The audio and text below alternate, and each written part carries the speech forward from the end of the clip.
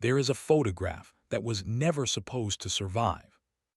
It shows a city, a real city gleaming, electric, alive, rails humming down every major boulevard, silent, clean cars gliding through intersections without a single puff of exhaust, people moving freely, people moving cheaply, a city that did not need you to own anything you could not afford. That photograph was taken in Los Angeles in 1920, and then someone bought it and buried it. What you are about to hear is not a theory. The trial happened. The conviction happened. The documents exist, sitting in federal archives, quietly confirming what happened to the America that was and what was built to replace it. The question is not whether this happened. The question is how deeply it was designed to be forgotten. Stay with me, because what comes next will change the way you look at every road you have ever driven on. 50,000. That is the approximate number of miles of electric streetcar and interurban rail track operating across the United States at peak. A network so vast, so interconnected, that by 1918 you could travel from one end of an American city to the other for a nickel, 5 cents, the price of a piece of hard candy. In 1920, 90% of all trips in the United States were made by rail, chiefly electric rail. There were 1,200 electric streetcar and interurban railways operating across the country, carrying 15 billion passengers annually. Not million, billion. Think about what that world looked like. In Los Angeles, a city we have been told for a century was born for the automobile, there existed the single largest electric streetcar network on the planet.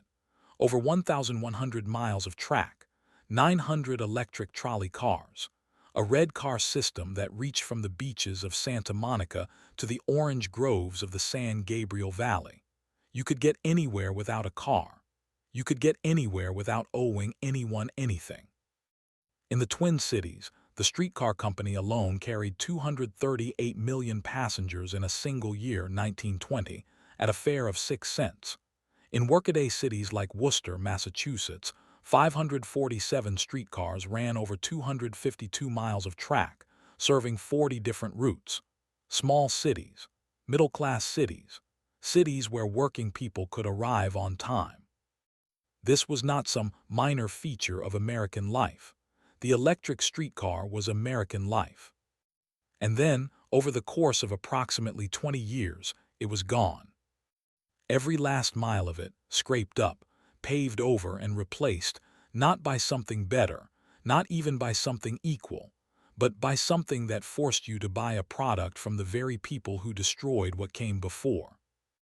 The official story calls this progress. Researchers who have spent decades following the paper trail call it something else. To understand what happened, you have to understand one company's position in 1930. General Motors was not just an automobile manufacturer. By the late 1920s, it was becoming something closer to a sovereign economic state, a phrase used not by conspiracy theorists, but by members of the United States Senate during later hearings. GM manufactured cars. GM manufactured buses. GM, through a tangled web of subsidiaries, had financial relationships with fuel suppliers, tire manufacturers, and freight haulers. And GM had a problem. As long as Americans had clean, cheap, reliable electric streetcars, they had a reason not to buy cars.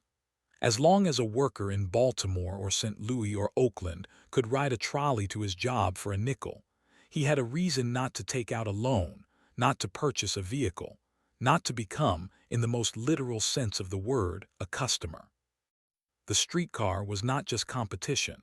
It was a wall between GM and total market dominance. So beginning in the mid-1930s, a plan took shape.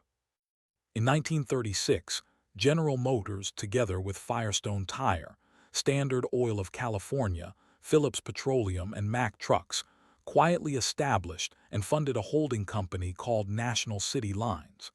NCL was not presented as a GM front. It presented itself as a transit modernization company, a firm interested in bringing efficient, updated transportation to American cities. What it actually was a buying machine. Between 1936 and 1950, National City Lines and its subsidiaries, American City Lines and Pacific City Lines, gained controlling interest in transit systems in more than 45 cities across the United States. Systems in St. Louis, systems in Baltimore, systems in Los Angeles, systems in Oakland, Tulsa, Salt Lake City, and Philadelphia. The pattern was always the same. NCL would acquire the streetcar company. NCL would convert the electric lines to diesel bus routes, using GM buses, running on standard oil fuel, riding on Firestone tires. And then, in most cases, NCL would sell the converted system, pocket the proceeds, and move to the next city. Over 100 electric transit systems, dismantled in less than 2 decades. The people who lived in those cities had no vote, no warning, no appeal. Here is the part of this story that does not get taught. In April of 1949, a federal jury in Chicago returned a verdict in the case of United States v. National City Lines, Inc. et al. Guilty. General Motors, Firestone Tire, Standard Oil of California, Phillips Petroleum, and Mack Trucks were convicted of criminal conspiracy, specifically, of conspiring to monopolize the sale of buses, fuel, and supplies to the local transit companies they controlled. A federal jury in open court found that these corporations broke the law, that their campaign to acquire and convert American transit systems violated the Sherman Antitrust Act. Now let's talk about the sentence. General Motors was fined $5,000. $5,000 for one of the largest corporate conspiracies in American history, for the systematic destruction of a public infrastructure that served 15 billion riders per year, for rewiring the physical landscape of American cities so permanently that the consequences are still felt today. The GM treasurer, the individual most directly involved in the financial mechanics of the scheme, was fined $1. $1. The trial judge himself later admitted on the record that he was very frank that after exhaustive review of the transcripts, he might not have come to the same conclusion as the jury had he been deciding alone. The verdict stood. The penalty was a footnote. And then, despite the conviction, General Motors continued. According to Bradford C. Snell, the assistant counsel who brought GM's own testimony before the United States Senate Subcommittee on Antitrust and Monopoly in 1974, GM and its agents had canvassed more than 1,000 electric railways by the mid-1950s and had motorized over 90% of them. By the time it was over, approximately 88% of the nation's electric streetcar network had been eliminated. A $5,000 fine for 88% of a continent's public transportation. Keep that number in mind. Here is where the story gets larger. Because what GM and its partners did to individual transit companies was only the first layer, the second layer was built with your tax dollars. As early as 1924, more than $1 billion had already been spent by American governments, federal, state, and local, to make roads more suitable for automobiles. Not for transit, not for pedestrians, for automobiles. By 1939, another $1.4 billion had been allocated to roads. The automobile industry did not just buy streetcar companies. It lobbied. It placed its people. In 1953, GM President Charles Wilson was appointed Secretary of Defense under President Eisenhower. From that position, Wilson pushed for a nationwide freeway building program, framing it as a matter of national security, a program that would, by coincidence, require every American to own a car to access. That same year, Francis DuPont, whose family held the largest single share of General Motors stock, was appointed Chief Administrator of Federal Highways. He became the key architect behind Congress passing the single largest public works bill in American history. The Federal Aid Highway Act of 1956 authorized 41,000 miles of interstate highway construction. The federal government would cover 90% of the cost, funded by a gas tax. More highways, more driving, more gas tax, more highways, a perpetual cycle engineered from the inside. What that highway system meant for the remaining streetcar lines was simple: extinction. Cities that might have rehabilitated aging rail infrastructure were handed federal money to build freeways instead.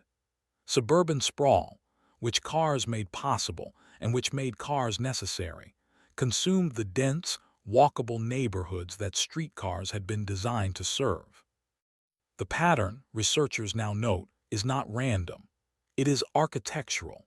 It describes not a series of unfortunate economic accidents but a deliberate reshaping of the American-built environment, one that locked generations of citizens into automobile dependency and locked them there permanently.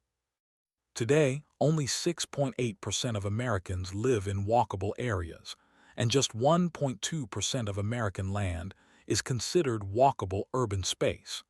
The United States has no nationwide public transportation system. That is not an accident of geography. That is the result of choices made between 1936 and 1956, choices made not by the public, not by urban planners, and not by voters. Now, let's be serious researchers for a moment. Because any story this clean, any narrative this perfectly villainous, deserves scrutiny, and the GM streetcar story has received it. Respected transportation historians have pushed back on the most extreme versions of this account. Their argument goes like this: streetcars were already dying before national city lines showed up. Ridership had peaked by 1920. Automobiles were already crowding rails and making schedules unpredictable. Many of the systems NCL acquired were in bankruptcy or severe financial distress. Buses, at least in the late 1930s, were genuinely seen by some transit planners as a modern improvement, not a downgrade. New York Railways entered receivership in 1919, 6 years before GM acquired it. Los Angeles Pacific Electric Railway was already hemorrhaging routes to traffic congestion long before NCL came calling. These are not trivial points. But here is what the skeptical account cannot explain. It cannot explain why the 1949 jury, hearing real evidence, real testimony, real documents, returned a guilty verdict. It cannot explain why GM's own testimony revealed that its agents had systematically canvassed over 1,000 electric railways. It cannot explain why the penalty for a conspiracy that reshaped the physical infrastructure of an entire continent was $5,000. It cannot explain the revolving door between GM's boardroom and the federal agencies that funded, designed, and routed the interstate highway system. And it cannot explain why, of all the industries that could have stepped into the post-war transportation vacuum, the one that emerged dominant was the one that had spent the previous 2 decades eliminating every alternative. The official counterargument says, GM did nothing that wasn't already happening to a dying industry. The documented record says, GM made sure it kept happening, accelerated the timeline, captured the regulatory apparatus, and profited at every step.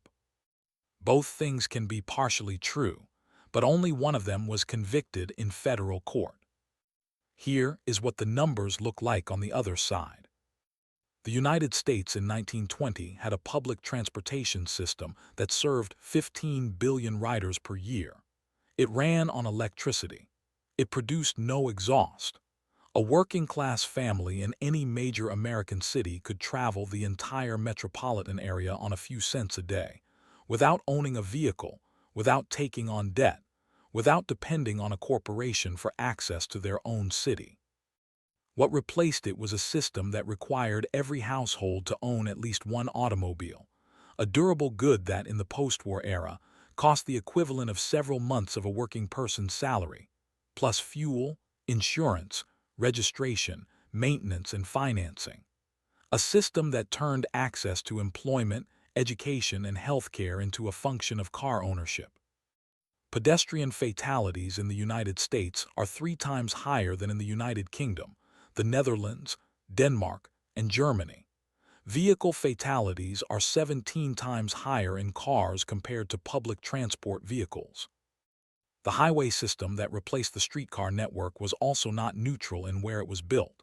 Federal route alignments were used to cut through, and in many cases permanently destroy, dense, urban, predominantly black and working-class neighborhoods. Communities that had been economically and socially vibrant were bisected by elevated concrete. The displacement was not incidental. It was documented, debated, and in many cases deliberately chosen. We inherited a landscape not of necessity, but of corporate design. And we have been paying for it in dollars, in health, in time, in carbon, in community for 70 years. Here is the question that every serious researcher eventually arrives at. Not did this happen.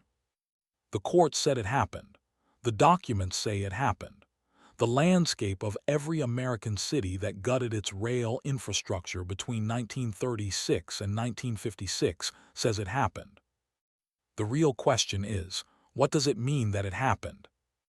It means that the physical shape of your city, the distance between your home and your job, between your neighborhood and a grocery store, between you and the places you want to be, was decided not by democratic planning, not by urban design, not by the natural evolution of human settlement, but by the deliberate market strategy of a corporation that needed you to buy cars.